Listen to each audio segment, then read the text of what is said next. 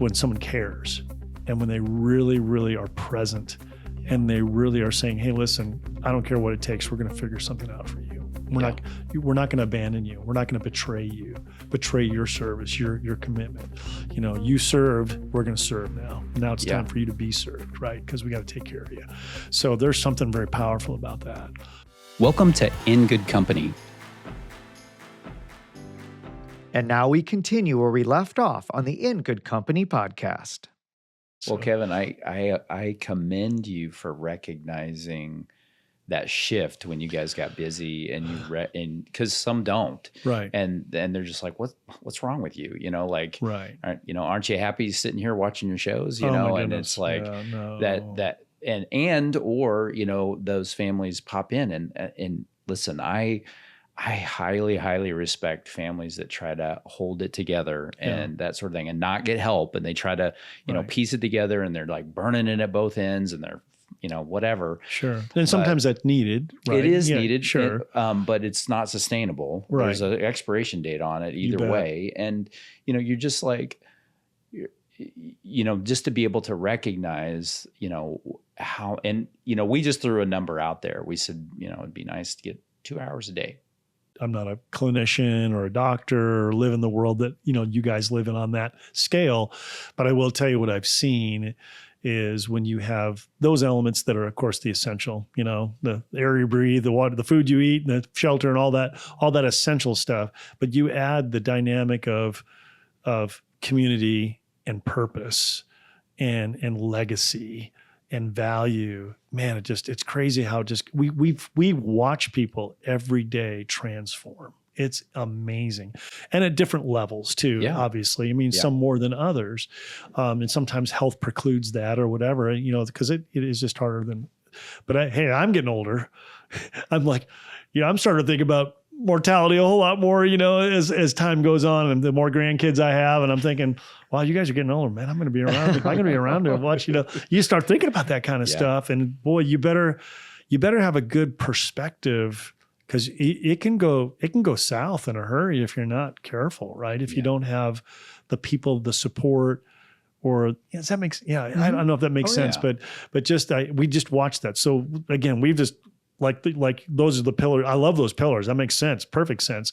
And I'm thankful. I commend you guys because if you're thinking on the side of the community side or the human engagement side, because I think a lot of clinicians don't think that way. I mean, it's like, no, you got medicine and, you've got all the essential stuff, but they don't really care what you do on your own. Right. Yeah. So, I mean, to couple that in together, I think seals the deal. Yeah. I mean, we're even trying to dig into more detail where we're looking at where the healthcare system might actually be causing some more of the problem than helping. 100%.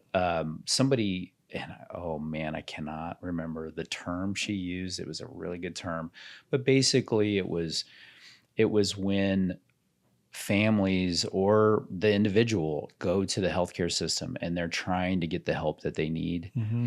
And there's just so many barriers, and I think that's where some vets might feel that sense of hopelessness because they really feel like nobody cares. You bet. And it's hard because there's a prevalent overtone, I think, there. And then every once in a while you'll find, I will tell you that the physical care I've gotten has been pretty good. And I've been kind of shocked. I've gotten both, but I've been shocked when someone says, you know what, I really do care. And I'm going to take a little extra time here. What do we need to do? It's like, man, thank you. Thanks for listening. Yeah. But then there's the other side of it. There's an underbelly to it as well. So, and I'm sure that's probably true in a lot of healthcare systems, but I will guarantee that the VA is probably the one that they have done so much to advance medical, technology, especially with prosthetics. And I mean, the very reason we didn't have, you think about the KIA count during the 20-year war against terror.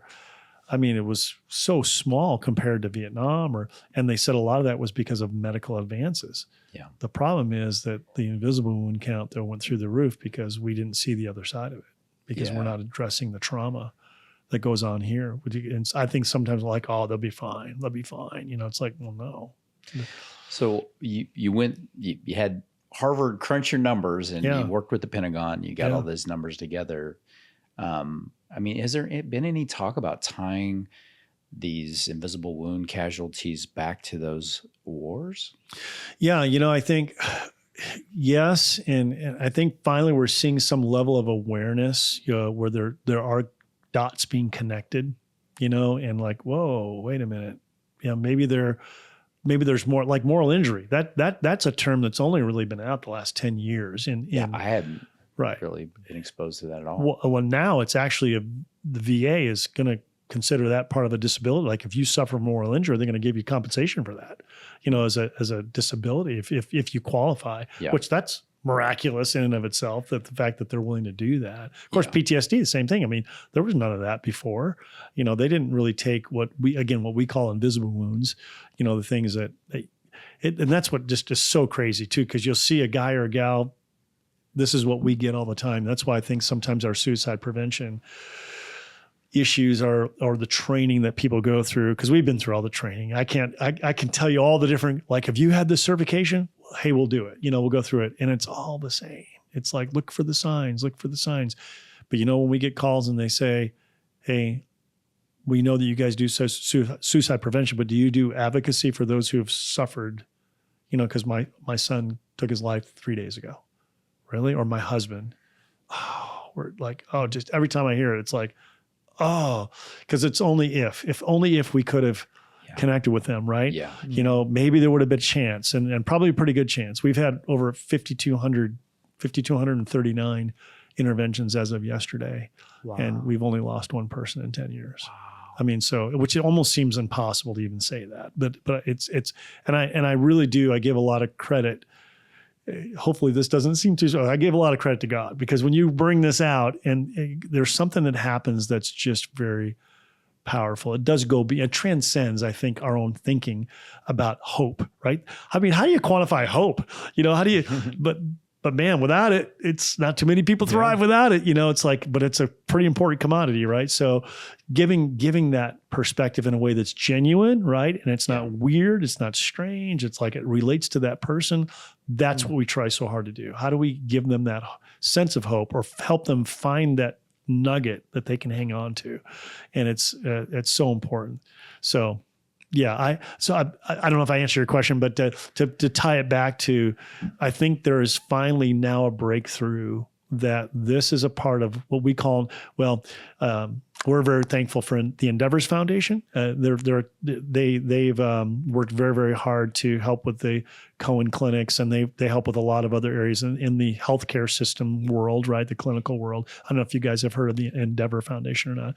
Well, they've recently come alongside this last year, and they're like, hey, wherever we have a Cohen clinic, we want a military resiliency center, these are centers that we have 7 centers now that are up and running. Cool. We just opened up in El Paso with their help, and they've got behind us like significant help, like seven-figure help, kind of help. Wow. And I'm like, oh my goodness, guys, thank you. This is amazing. No, because it's about mental health and wellness. Yeah. That's what they've adopted, that wellness. And they have one guy that says that we want humans to flourish, not just survive, but they should flourish all the way until the end. Yeah. It's like, that's what we're designed to do. We don't go out to pasture, and we're not forgotten. That'll happen when you die, right? Yeah. Well, even then you hope you want to leave legacy, right? So that's the legacy building is a big part of that. So he said, forgive my language here, but we're really good at mental health, but we suck at wellness. We don't know how to do it. And you guys are doing great. That's what you guys do. You're helping with everything else. I'm like, let's partner. I'm like, we're in, and it's been going, it's been amazing. So the thing that we're trying, like with that 5th pillar, the social connection side of it, that is our somewhat attempt at prevention. And say, if we can reach a family and say, hey, if mom or dad are getting ready to retire, and you need to keep a really close eye on them, because in the next few years, next 5, 10 years, you might see a significant change in them, and it may be closely related to the social connection piece of it. Okay. And so, but there's still this other part that I cannot put my finger on yet. I haven't figured it out, but it's about building in mental resilience Mm-hmm. and prevention. Mm-hmm. So you talk wellness, Mm-hmm. and as soon as you say that, I'm thinking, are there other things that the military could do to help these guys before the damage is done? Yeah, you bet. A couple things come to mind. You know, the Army, the Navy, the Air Force, Marine Corps, they have what they call the 5 pillars of resiliency. And they all the way up to the Pentagon. They even write manuals on these. It's all about being fit, physically fit, emotionally fit, socially fit, psychologically fit, and spiritually fit. So they throw them all in there. So which is the thing that we're like, oh, you know what? We'll just capitalize on that. That makes sense. We're going to speak their language. Yeah. And okay, let's talk about fitness or readiness is another word that they use. We've got to be ready. You know, ready for what? Well, ready to fight a war. That's really what they're there for. Like, be prepared.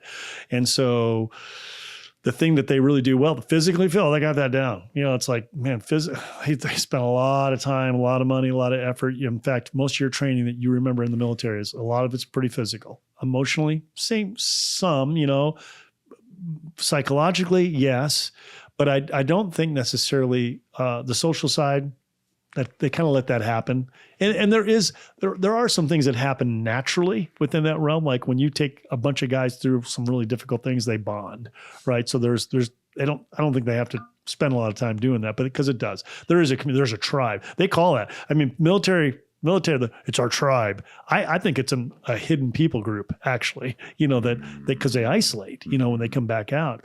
So unless you've served, you know, it's really hard for you to relate sometimes to guys that haven't, you know, that's not fair to ones, because I don't think just because you haven't served doesn't mean you're not a significant person. Some guys take that to an extreme, but the fact that there's a tribal kind of experience, right?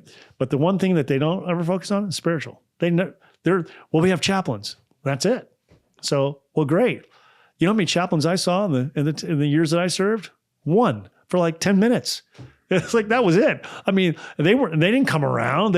This is the Air Force now. The Army guys are a little bit different because they're embedded. And so, but it depends on who you get, whether or not they're going to engage. Yeah. So, and that's it. I mean, so really, I think preparedness, I think that's a big pillar that could be bolstered, and they're talking more about that. I think the other side of it too, though, is preparing like National Guard guys. You know, they go through basic training. Yeah. And then they go to ATI or AIT, sorry. Basically their school to learn their MOS, their military job, whatever that is. And of course, Air Force, same thing. They call it tech school. But then, you know, if you're in the Guard or if you're in the reserve, then you go back to work. You go back to civilian world, you do your thing. You've only been exposed to the military for, you know, maybe a few months, right? And then you do your thing 1 weekend a month. You kind of go, oh, all of a sudden, oh, you're deployed. You got called up. You guys are going. You know, you're gonna gear up, and you got 2 weeks, and then you're going overseas, and here's your weapon, or there's your deal. Mm-hmm. What? They're not prepared, and so these guys, especially, we found a pattern with National Guard and some of the reserve. Not that they're not. They do really well. They're very well trained, but they're just not as prepared because they're not living in it every day. And then when they come out, guys that are in the military full time, they have, you know, family readiness groups. They get back. They're still with the same guys they served with. They're still in that environment. There's like a support system. Yeah. These guys thought about that. Yeah. These guys come back and they're back in their job. Kind of like my son's like, well, and now I have to relate to all of my, and they're like, oh, how was it over there, man? Who are you? It's like, yeah, I really want to talk about it. You know, it's like, it's hard. To me, my heart goes out to our National Guardsmen and our reserve guys, because they're unsung heroes, man, to do what they do. And then, you know, it's just hard. So I don't know if that relates, because I think we're talking about the culture of what you have to shift, right? Yeah. And I mean, I don't, you know, it's hard because in any system that's huge, and you could argue that the military in the United States is the largest corporation known to man. Undeniable, 100%. You bet. And the VA is the second. Yeah, and behemoth. So, yeah, and I've seen, and I'm trying to relate things to different things just because sometimes it helps me understand them better. But leadership makes a huge difference. Yeah. But the one thing we teach here in our leadership is that everybody who has a direct report has their own culture there. Haven doesn't have its own culture. The culture of Haven is really pockets of culture all around everywhere. You get a group of gals and guys together and they have a leader that's not 100% engaged, that they represent the culture of that group.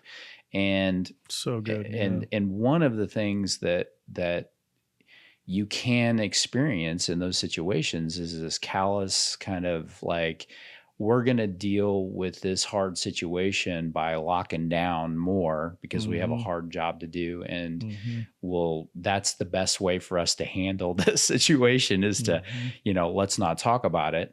Or you could have a leader who's just the opposite of that and just saying, we gotta face reality here.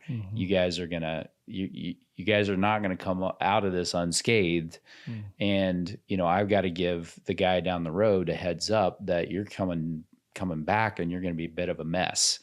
And that feels like maybe the steps towards is just zeroing in on the leadership of those different little pockets. Yeah. And because it's night and day. I mean, you've probably had leadership experience that was like night and day, and you had some that taught you how to be a great leader, and some that taught you how not to be a great leader. You bet. And both were valuable, but you bet. But then the outcome does really impact some of these kids.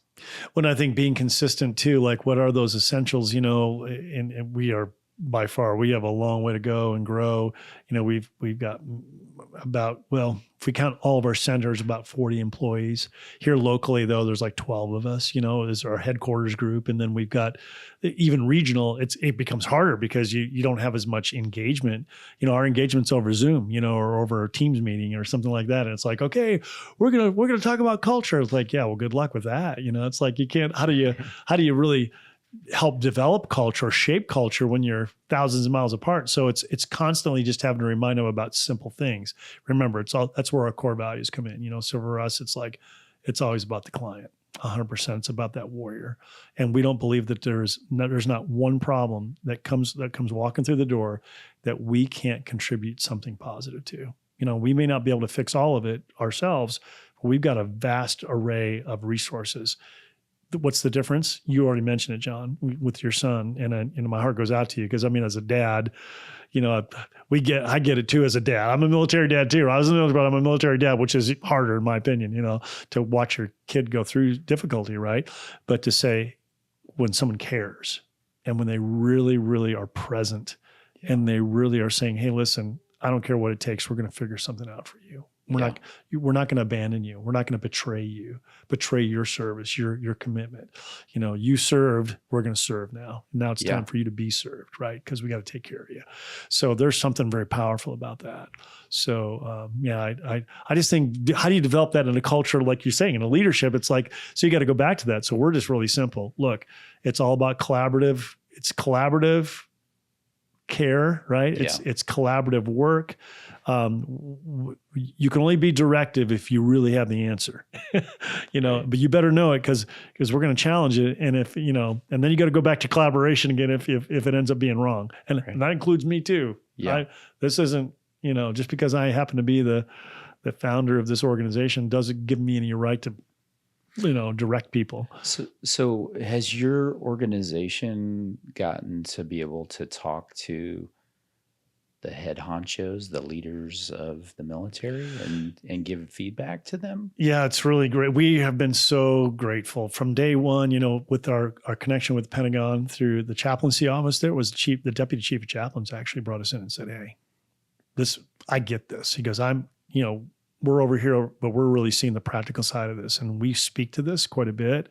They work right directly for the Joint Chiefs. And so when we did this research, we gave it back to them and said, hey, here's what we found. This is yours. And they're like, wow, this is amazing. How much you want for this? It's like, what's the agenda? I'm like, huh? That's right, check. It's like, wait a minute, we could ask for money? I didn't know about that. It's like, no, I was like, no, we don't want anything. We want to, here's what I want. I want to be a government contracted organization. So we want you guys to, what does it take for us to get approved? And we weren't even an entity. It says, we can do that. done. It's like, what?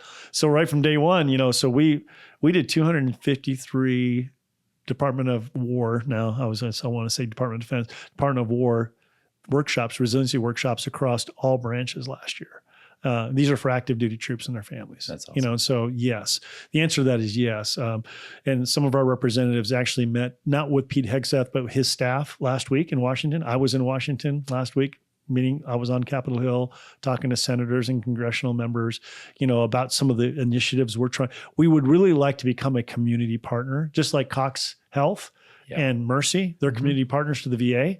Yeah. Well, we want to be a community partner for wellness. Yeah. And they're like, what? And we're trying to train them to look, you do it for physical things, clinical. You do it for the mental side of things. You do even for some of the social. You have the USO. They're like, well, there's no precedent. Sure there is. It's called the USO. And they're like, oh yeah, I guess we do. It's like, and listen, we're not the USO. I mean, I'm not trying to say that we're like that size, but someday that's my dream. How do we become the USO for wellness, for the invisible ones, right? Because it's needed. It's so important. And it's not just us or any other organization.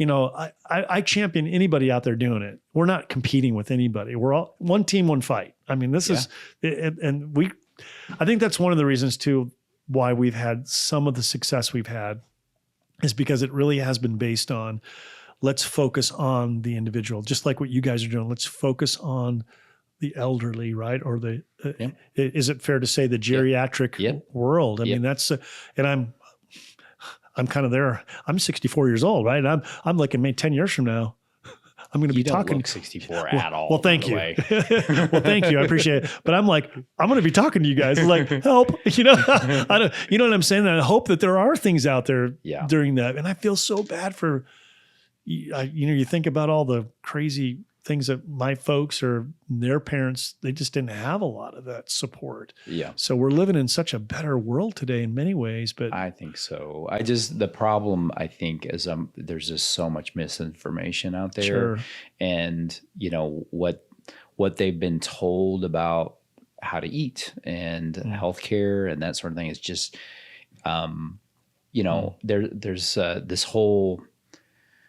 there's inertia with money. Making it, and when you pull in, our food system and the healthcare system, pharmaceuticals, is now part of, pharmaceuticals are all on the stock market, and there's only one way to go in the stock market, and that's up. And so the only way to make that go up is to make things profitable. And unfortunately, healthcare, food, pharmacy, you name it, will make that money however they can. Yep. And look, I don't even blame the people who are working in those systems at all. Sure. The system is the system, but we have to, as a group, we have to step back from the whole situation and go, there are definite consequences to eternal growth in at least in these three areas. If we don't step back and go, wait a second, what is our goal here? Is it really only to make money? Because if that's the case, then we're not going to meet any of our other goals, which is, in my opinion, quality of life. Yeah. And so for somebody who's, rolling into their 70s and they've been told, like, they can eat anything at the store as long as they can take this pill. And it's nuts. It's just crazy. Yeah, it's nuts. I'm so glad you said it too, because for us, people are like, oh, this is great. You guys are you going to do this for profit or not? It's like, well, no, we're going to be a nonprofit, and like, whoa, but if you did for profit, and I'm like, huh? It's like, okay. And I'm like, well, you got to see the stock market. Yeah, you got to see the big picture here. And I'm like, well, what I see is, okay, well, then that become, like you just said, you did that well. Thank you for articulating that so well. I think there's a huge conflict of interest when it comes to human care, right? So we just said, no, and here's the deal. To even take that a step further, we will never charge for any of our services or programs or resources to the client. Yeah. They are not our customers. They're our mission. That's the mission. That's like saying, hey, we'll charge orphans, to live in an orphanage. I mean, like, that's impossible. They don't have anything. It's like, you just do that because you care, right? So it's the same thing for us. And so people are like, well, you got to have customers. I do. Here are the customers. It's everyone who wants to say, I wish I could do more than say thank you for your service. Well, you can, because you can contribute, you can volunteer, you can give of your time, your treasure, your talent, whatever that looks like, to help us build this thing and it's not just our organization, but build this infrastructure for these folks, first responders and warriors, and and by the way, they're a big geriatric, elderly care. There's a big generational gap, right? Or generational span, I should say, in this. And so there's lots of opportunity, and people are like, oh, okay. So you're really our customer, because you're right. The customers pay for it. So I got to inspire you to buy it. And people are like, I had one guy tell me, so I don't really get that. Okay. This is the only way I can think of. A mom, she got a 4-year-old in her shopping cart walking down the cereal aisle. Right. And the kid goes, I want the Cocoa Puffs. Right. So sorry, brand. You have to have brand copyright here. It's a so I want that cereal, right? It's like, I want that, and so what does the mom do? She picks up and she looks at the label and she's like, oh, I don't know if I want my kid eating this. Oh, you know what? This isn't too bad. Maybe she does her research and she's like, all right. Well, guess who paid for it? It wasn't the little kid. I mean, that kid's not the customer. The kid was the consumer, but the mom is the customer. She's the one that pays for it. So those are the people we've had to target. How do we inspire you to be like, hey, man, I want to be a part of that. I want to make sure that the people who have provided for my freedom, that's somehow, some way, I can be the one that says, you know what, you need this. I'm just trying not to get too emotional about this, but it's like, man, you already gave everything. The least I can do is come alongside and give something back. Hey, thank you so much for watching this episode of the In Good Company podcast. Make sure you like and subscribe. It truly goes a long way to growing our channel. And also share this episode with someone who needs to hear it most. Now back to the show. Well, I don't want to paint too broad of a brush on this, but like, if you're a sociologist and you step back from this and you're like, in a society, who are the people who are going to try to bring value back to that society? And you may list out some traits. I mean, offering your service to the country that you live in should be probably top on the list. You think? Yeah, top 5. You think? And what a waste of a life. Yes. Yeah. Yeah. George Washington said this, not to throw a platitude out here, but I just love this quote. And I'm paraphrasing a little bit, but he basically said this. He said that the character of a nation, this is when he was establishing the Continental Congress, or the Continental Army. And chaplains were the first thing he instituted, which was interesting. That was the first job. We need to give soul care to people who are about ready to give their lives for this revolution, right? And they didn't know think about it. It's crazy to think they had no idea what was going to happen. Mm-hmm. I mean, they put it all out there, but he said the character of a nation, in his opinion, would be judged by how a nation treats its veterans. And I think that's really, really, that's so true. It is so true. And you think about other countries that I won't mention, but where there's one of our adversaries, their philosophy is meat for bullets. That's how they look at that. And they tell their soldiers that you're just meat for bullets. You really don't have any significance. Your significance is you should be thankful that you're alive, that you could, it's like, wow, which, I mean, I get that to some degree, but it's like, wow, so impersonal, so inspiring. Well, and so dehumanizing. I mean, it's a dehumanizing thing. It's like, you are a human being, you matter. There is no value to that life, So bringing, and thank you, because what you guys do too. I mean, obviously you're incorporating the idea of a core value of, hey, every life matters. Which is one of our core values too. Yeah. So, which really makes a difference, because if you don't have that, then I mean, what a success rate though. I mean, that's those numbers are incredible. And we're grateful, very grateful. And we're learning, and we're always trying to say, hey, listen, last fall, we had a gal, we worked with this individual He was a Marine guy. And I'm sorry, I know we're running out of time, but he was gone through several of our programs, really making progress, and then hadn't talked to him in a few weeks, and in fact he was thinking about jumping into another opportunity before. In fact, he was going to kind of turn around and be one of our connectors. It was great. She called and says, "Hey, I got really bad news." We came home and he's gone. He passed away, and I didn't take the call, but. One of our receptionists took the call and was like, "Oh my goodness!" And what happened? Well, it was a pretty complicated situation, but let's just say that it was, it wasn't his time, And so she kind of took that to like, oh. Mm-hmm. So she told us, and we're like, "What? Oh my goodness, that's terrible." Okay, I guess this is number 2 for us, because we. And then so we were just, okay, so how do we deal with this? Now this is kind of new, for us too. It's like we're not used to dealing with people who, so we called her back. "Hey, what do we do? And how are you doing?" "Well, I'm doing pretty good." She was actually like, wow, okay, well, she's more composed than most of the people that deal with suicide, right? And so finally I just asked her, I said, "Well, hey,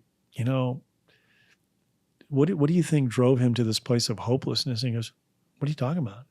I said, well, forgive me for, I know there's HIPAA and there's all these different things that we don't want to, we always try to really respect the families, sure. Privacy. I said, "Well, how did he pass away?" "Oh no, he had an embolism. He had a heart embolism. He died in his sleep." I'm like, oh my goodness, are you kidding? She goes, oh my God. And then she was like, "Oh, wow, I did not do a good job.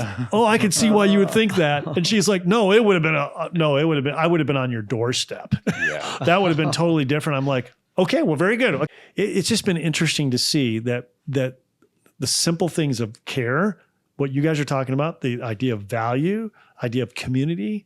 I mean, I'm just telling you, those are golden. It's like, I'm at a place now where I just think that there isn't anybody who is beyond help if you offer those essential elements. And it doesn't matter how hopeless they may be. It doesn't really take a whole lot to get them to a place where they can find hope again. If you just care enough to help them. Or if we can get to them, that's the other side of it. Because the thing that we hear so often is, we had no idea. There were no signs. I'm going back to that training. People, no, they're not. I mean, most of the folks that we deal with, they were great, just got a new job. Everything was great. There was no sense or idea that there was something wrong, but they were dealing with the battle until they couldn't. And then they didn't feel like they had anybody they could talk to. Yeah. Or even worse, they were in those situations where they should be happy and they can't experience it. Yeah. And they don't know why. Yeah. Yeah. And they didn't feel like there was anyone that they could either trust, or they didn't want to be the burden, so it's just easier. Yeah. And they're not thinking. We've had people, I had one guy call and said, "Hey, this is what I'm going to do." I'm like, again, well, why would you do that? What's that going to do to your family? He said, "No, it's going to do everything for my family." I'm like, what are you talking about? "Well, hey, I'm getting out of the military. All I need was his exact words. He goes, "I'm really good at shooting bad guys. That's my job. Not a real hot commodity out there in the civilian world." I'm like, well, okay, you got a good point there. I'm not going to be able to provide for them. I mean, so if I take my life, I get the $500,000 death benefit that the military will provide, which is true. They do. They provide that. So that's the way I'm going to provide for my family. I'm going to do the noble thing. And here's exactly what he said. "I'm going to do what Jesus did. I'm going to give my life so that others might live." I'm like, oh, brother, that is a very dark place. First of all, you're not Jesus. That's already been done. You don't have to do that. So we got that covered. So let's talk about, have you really thought about what that's going to do to your kids? What do you mean? That's like, what a legacy. So what'd your dad do? Well, he took his life. I mean, I hadn't thought about that, So again, you have, you really, it's kind of surprising, when they get to that place where they don't think about that. And yet at the same time, how many of us have been in positions where you were so overwhelmed by a crisis or well, we all know what depression can do. It just, you're just not in that headspace where you're thinking clearly. Right. Yeah. So, and I don't judge that because it's real. I get it. So, but having an advocate that can come alongside and say, hey, listen, you're not on my watch. You're not going there. We're going to look at these other places. Yeah. And now he's so like, I can't believe I was even thinking about, and he goes, I was serious. He was like, it's going to happen. I'm like, whoa, So being able to, I think with especially our older folks too, is just giving them, as long as you're breathing, there's a reason for you to be here. Yeah. Right. And there's value to that life. So I think what you do is amazing. I do have a couple of extra questions to dig in on. We talked to the CEO of the Victory Mission, and he's like, it's like, we can't track them down. We don't know how to help them if we can't find them. Yeah. That's a problem. And I will tell you, the homelessness among veterans, it's real. And it is definitely a thing, right? So, because a lot of people, there's no such thing. So, no, there is. It is a thing. And we have helped a few, like Jason. Jason, awesome guy. I love Jason. We love partnering with him. But the thing with, by the way, the VA it's like if you call and you say, I'm homeless, within 24 hours, you'll be off the street. I mean, they have programs. Now, you may have to go somewhere else. You may not be able to stay in your same, if you're homeless, does it really matter if you stay in that city? So, because there are things even here in Springfield, there are organizations that give like step care, like we're going to get you covered, get you shelter, get you food. We will go to, hey, buddy, I'll have you come to my house if that's, we'll figure out a way to get you off the street. But here's what I would say the majority of the individuals that I talk to that are veterans, they don't want the help. They're like, no, we kind of like it this way. Well, why is that? And it's for a myriad of different reasons. I would do a disservice to you guys and to your listeners to tell you, well, this is the issue, because it's a very complex issue. For some, it's like, well, we don't like being around people. So because they want to isolate. So they like living in isolation, but they really don't want to take their life. They want to live, right? They just want to live isolated, and they want to live it on their terms. I've talked to guys like that. I don't have to worry about doing anything. I can just do my own thing.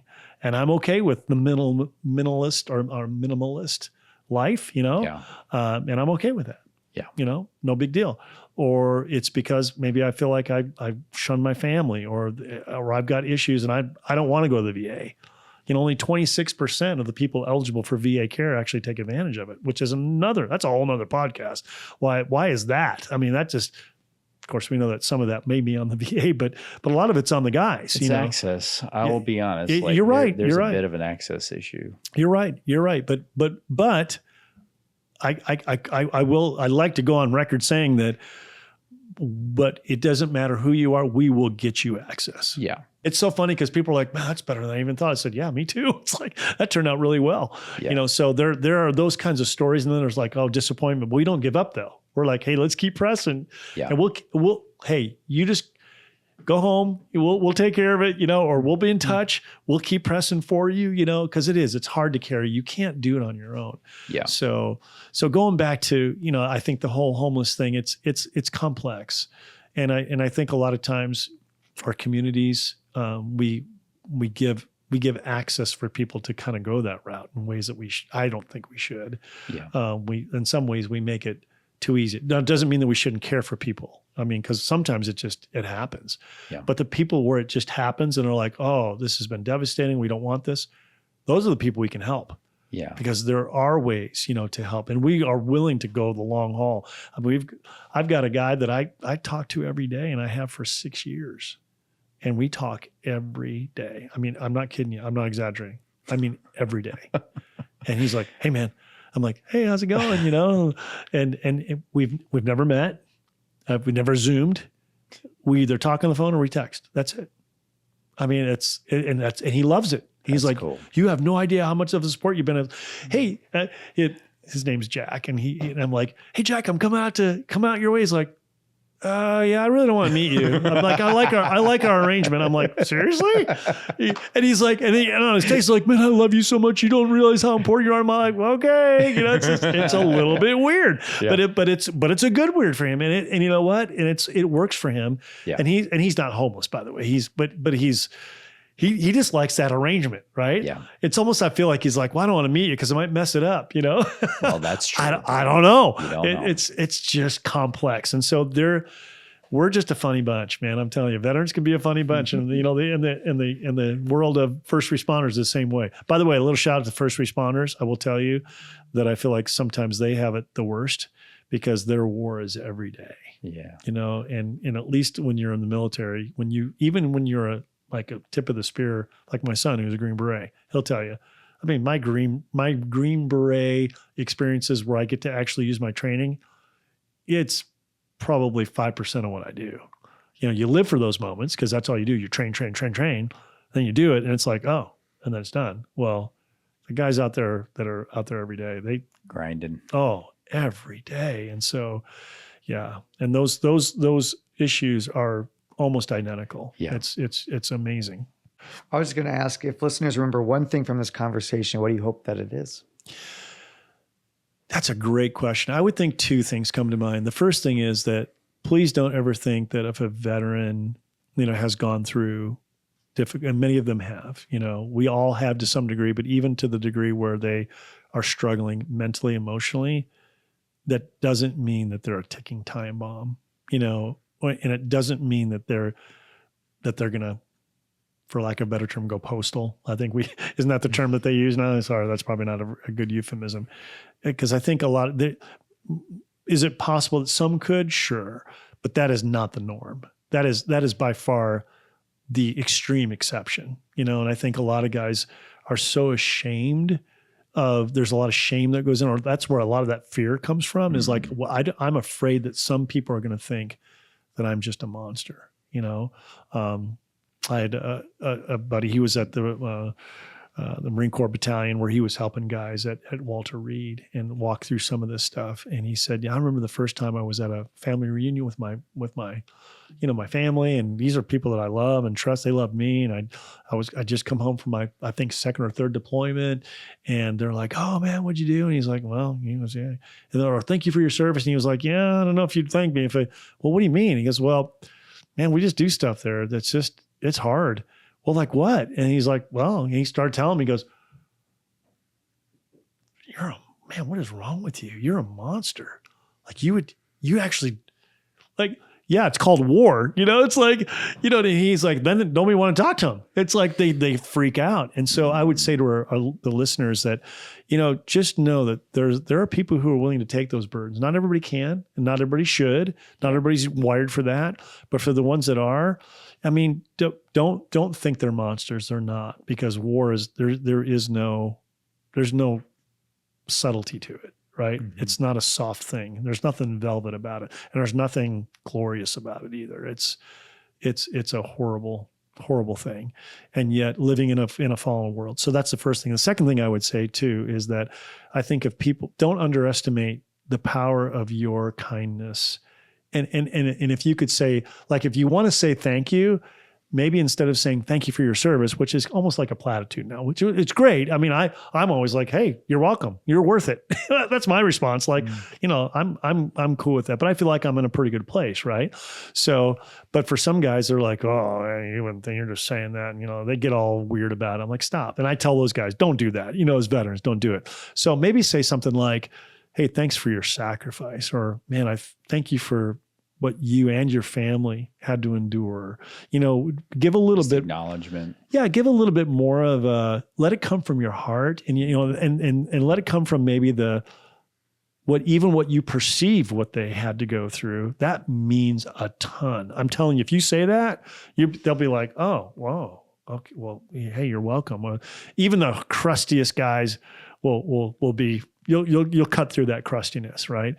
And it really, I'm telling you, and you'll make an impact on that individual's life, man or woman. I don't care where they come from, where they serve, or what they did. It means a lot.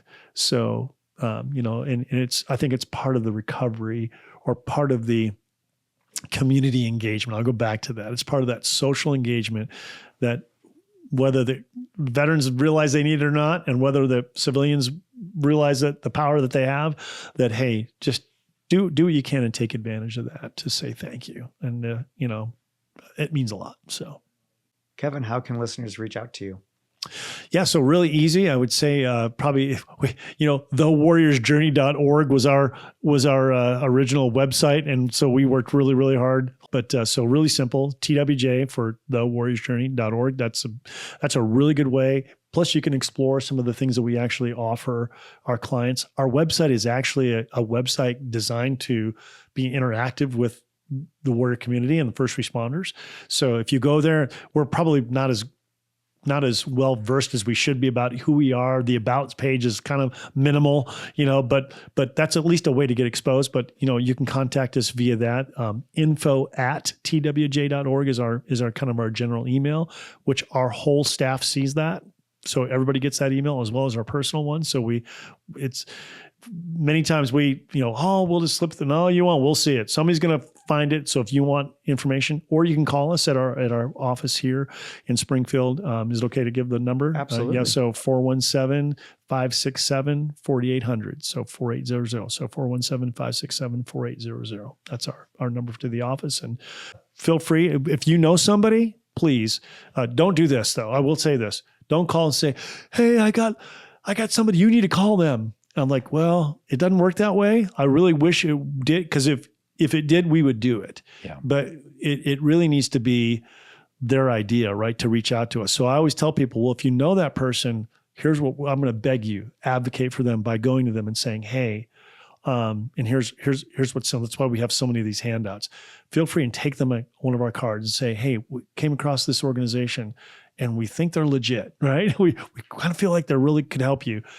I'll go with you. Or, hey, why don't you reach out to them? And, or if they tell us, well, hey, if they'd call me, I'd be okay with that. If you get permission, then we'll call, because that's really, really critical. Because we made that mistake a couple of times. Like, hey, somebody like, what are you doing? Call me. They don't want that. They want it to be their idea, or at least give them an open door for it. So please reach out to us that way. Or if you know someone who needs that help, work, or if you'd like to volunteer, and if you'd like to give, it's pretty simple too. It's, you can go to our website. There's a button at the top that says you can contribute. That'd be great. But hey, you know what? Would you ever be willing to just go with me to this place I heard about, and just maybe we could explore what are some options? There's some services, or there's maybe some cool resources. I always try to paint it into the positive, because it's positive. It's not like you don't need to be fixed, right? You're not broken. Right. And even if you are broken, I don't need somebody telling me I'm broken, right? Yeah. It's like, if I am broken, Doesn't it's like, go too good. yeah, it's like, thank you, Captain Obvious. It's like, get out of my face. It's like, thank you very much. You know what I'm saying? Yeah. So you might just say, well, hey, this might be, we ought to go explore this. It seems like these are really cool people, and they're all like warrior people, they're all veterans, Yeah. or, so maybe would you go with me? And I can't tell you how many times I've sat in our, we have a consultation room. It's really cool. And our headquarters up here at North Glenstone is really, it's cool to walk into. It's a pretty nice space, and they're like, oh, this is pretty cool. And, it's not military where you relate, but not too military where it feels like the VA. It's more relational. It's very much like a living room. Come on in, Right. man. Ray, great to meet you. And we just like, man, what's your story? Tell us your story. And they're like, huh? It's like, no, I really want to hear about it. How are things? Where did you serve? Man, thank you. And we just treat the guys like royalty, and it sets them at ease. And then when they find out that we're all veterans too, they're like, oh, okay. Well, there's just so much you don't have to explain. There's so much you don't have to worry about. You could just kind of just be you. Right. And so they were like, hey, how can we help? What's one thing, if you could, we kind of do a lot of coaching. If there's one thing you could change, what would that be? And how can we help? And there's nobody can help. But no, maybe there is. It's like, hey, and we'll share from our own story. Yeah. And that typically will help open up. So if you're listening and you're out there, it's like, hey, if you just want to stop by, I promise you, we will not attack. There's nothing clinical about what we do. It's a very relational, organic, genuine, that's our mantra. It's like, come on in and just hang out. Yeah. We even we give away free coffee. That's why we do coffee shop models in our resiliency centers. Okay. Because it's like Starbucks on steroids. If you can think about it, it's like, think about a Starbucks that's kind of for military, and we have a bunch of people in there, and their whole job is to sit there and to wait for somebody to talk to the door. And literally we employ people to do this, believe it or not. Their job is to then go talk to that person. Hey man, what are you doing? Oh, where'd you serve? Oh, great. And you gauge their openness. And if they're like, oh yeah, we're great. Well, then leave them alone if they don't want to talk. But if they want to, that's your job, is just to triage and to see if there's something we could do to give them. Yeah. And it works. It's crazy how powerful that is. So that's our, awesome. Yeah. So maybe hopefully that helps explain that potential question there. That's really good. We will partner with you relationally, right, to do this. That's the key. That's awesome. Well, thank you for the great work you do, all the lives you save. Well, thank you. And appreciate it. It's a great program, and I encourage anyone out there to support Warrior's Journey. And, if you need help, make sure you're reaching out. Yeah, and nationwide, we're worldwide. We have locations, Germany, Japan, England. So if you've got folks that maybe family members that are serving in those areas, hey, listen, we've got connections out there across the U.S.